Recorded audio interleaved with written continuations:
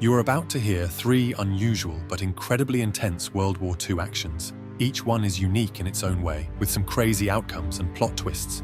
So, let's begin.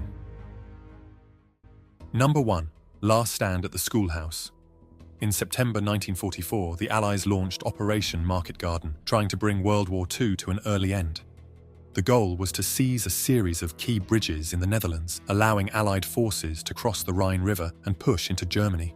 The plan was that airborne units would drop behind enemy lines, capture the bridges, and hold them until ground reinforcements arrived. The operation would become one of the largest airborne assaults in history, but would go horrifically sideways for the Allies. Now we will focus on one small but important part of the Battle of Arnhem, when a group of 60 paratroopers and engineers fortified a schoolhouse and prepared for what would be one of the finest examples of urban close-quarters combat. The 1st Airborne Division landed about 8 miles from their objective, but stumbled upon 2 German SS divisions and engaged in a fierce fight. After flanking the enemy and fighting their way through heavy firefights, the group arrived at the bridge they were tasked to capture and hold. It was a pitch-black night, around 10:30 p.m. They knew a counterattack was imminent, so they checked a nearby schoolhouse facing the bridge and found Royal Engineers from the 1st Parachute Squadron already fortifying the building. They found the schoolhouse to be the most strategic position for defense, and that would soon prove right.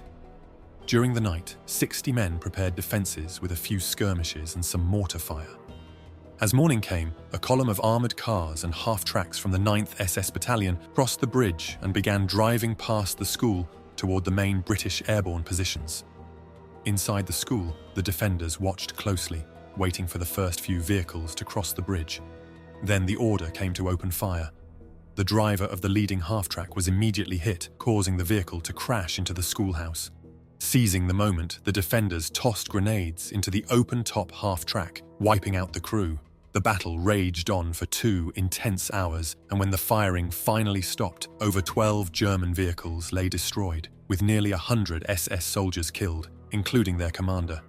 The defenders celebrated the victory, but they knew they were now the prime target. Soon, mortar shells began raining down, followed by a series of concentrated infantry assaults. Each attack was thrown back with heavy losses for the attackers. The Germans knew they had to take out the school to advance and stop the main airborne force, and infantry charges and mortar strikes came one after another, but the defenders held firm. At one point, SS infantry fixed bayonets and stormed through the main entrance, only to run straight into a Bren machine gun team. They were mowed down in waves, with 13 SS soldiers falling in rapid succession. The fighting raged on for the entire day, and every assault was repelled. By 3 a.m., under the cover of darkness, a large group of SS Panzer Grenadiers gathered along one side of the schoolhouse, preparing to storm in. The defenders saw them, and in total silence, they grouped on the floor directly above the unsuspecting Germans. When the order was given, 30 grenades rained down from above, followed by bursts of gunfire wiping out the Panzer Grenadiers in minutes. The next day was also marked by constant assaults and fierce close-quarters firefights, but outnumbered and outgunned defenders somehow still held their ground. On the 3rd night, the Germans, growing increasingly frustrated, brought a Tiger tank directly to the front of the schoolhouse.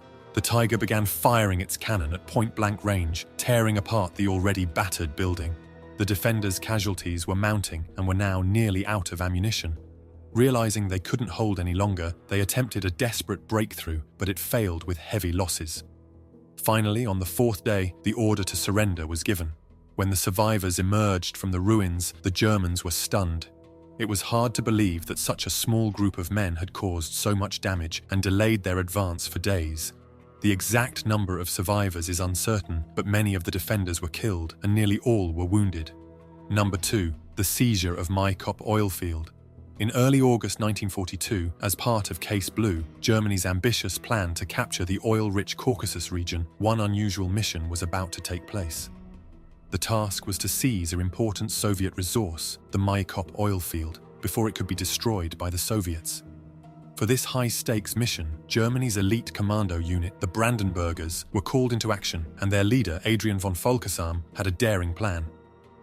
As he fluently spoke Russian, he disguised himself and his men as officers of the Soviet Union's secret police. Focusam and his men prepared Soviet trucks and uniforms with goal to infiltrate deep into Soviet territory, reach Maikop, and secure it ahead of advancing German forces. However, it was going to get even more fascinating. Along their route, they encountered a large group of Soviet deserters. Focusam, presenting himself as Major Truchin of the secret police, seized the opportunity and somehow convinced the deserters to rejoin the fight for the motherland under his leadership. With this new group in tow, the disguised Brandenburgers moved through Soviet territory completely under the radar. Upon arriving at Maikop, Focusam met the local Soviet commander and impressed him with how he had recovered the deserters. Focusam played the role perfectly, even earning the commander's trust. He was given a personal tour of the city's defenses, key installations, and the oil field itself. For several days, the Brandenburgers gathered intelligence, mapping out the area and planning their next move. When word came that German forces were nearing the city, Focusam put his plan into action. His units staged a fake artillery bombardment with explosives to simulate incoming fire. Amid the chaos, they destroyed the communication tower, cutting off communication from higher command. As panic set in, Focusam issued evacuation orders to the Soviet guards, claiming it was necessary to regroup and fortify elsewhere. Believing the orders came from the trusted officer who had been touring with their commander, the guards complied without question. By the time German forces arrived the next day, the oil field and the city of Maikop were undefended. Incredibly, the Soviets had abandoned the oil field almost intact, making it the only such installation captured during the campaign without significant damage. Yet the success was short-lived. The infrastructure was later damaged, oil production was not reaching a fraction of what Germany needed, and Germany's broader push into the Caucasus faltered under logistical strain and fierce Soviet resistance. However, the Seizure of Maikop is definitely one of World War II's most daring and creative operations. Number 3. Operation Biting. On the night of February 27, 1942, a meticulously planned raid was about to take place along the French coast. Known as Operation Biting, or the Bruneval Raid, this mission had the goal to capture the Würzburg radar and bring it back to Britain for analysis. Airborne troops must infiltrate enemy territory, overpower the guards, seize the equipment, and then be extracted by sea, all under the noses of the German defences. The Allies suspected that the Germans had new technology and that it had something to do with the devastating losses of Allied bombers over Europe. They wanted to capture it so the scientists could examine it and devise countermeasures. Reconnaissance photos revealed the radar installation perched on a cliff near the village of Bruneval, surrounded by defences. A seaborne raid was ruled out as German coastal fortifications made it too risky. Instead, an airborne assault followed by evacuation by sea was deemed the best approach. The mission was presented to C Company of the 2nd Parachute Battalion, led by Major John Frost. Joining them was Flight Sergeant Cox, a radar technician tasked with dismantling and extracting key components of the radar system. Cox's expertise was crucial to the mission's success, but it also put him at risk if captured, given the sensitive knowledge he had. French resistance helped in gathering information about the German disposition of defences guarding the installation. The installation was composed of a villa about 100 yards from the edge of a cliff where the radar station and small garrison were located. The radar station was manned by Luftwaffe technicians and guarded by around 30 guards, while about 100 soldiers were in the small buildings. An additional platoon of German infantry was guarding the evacuation beach from pillboxes and machine gun nests on top of the cliff overlooking the beach. Based on this information, Frost decided to divide the company into 5 groups of 40 men for the raid, each having a specific task. As night fell on February 27th, the operation began. The aircraft crossed the English Channel, but as they reached the French coast, they came under heavy anti-aircraft fire. Luckily, no one was hit, and paratroopers were successfully delivered, with almost all landing on the edge of the drop zone. 3 groups silently surrounded the villa. Then, Frost gave the order to open fire and throw grenades. 1 German guard was killed, and 2 were captured, revealing that the majority of the garrison was stationed further inland. However, the remaining enemy force opened fire from the small enclosure near the villa after being alerted by the initial firefight. One of the raiding troops was killed, and enemy vehicles could be seen moving towards them from nearby woods. Frost's radio broke down, and he lost communication with the group tasked to clear the evacuation beach. Sergeant Cox started dismantling the radar equipment and preparing it for transport. Now under heavy fire, Frost ordered 3 groups to start withdrawing towards the beach. However, the beach wasn't secured, and a German machine gun opened fire, severely wounding the company's sergeant major. One group attacked the beach, while others returned to the villa and had to fight again to retake it from Germans who had recaptured it. When the machine gun nest was destroyed by misdrop paratroopers who attacked it from the flank, they attempted another breakthrough to the beach.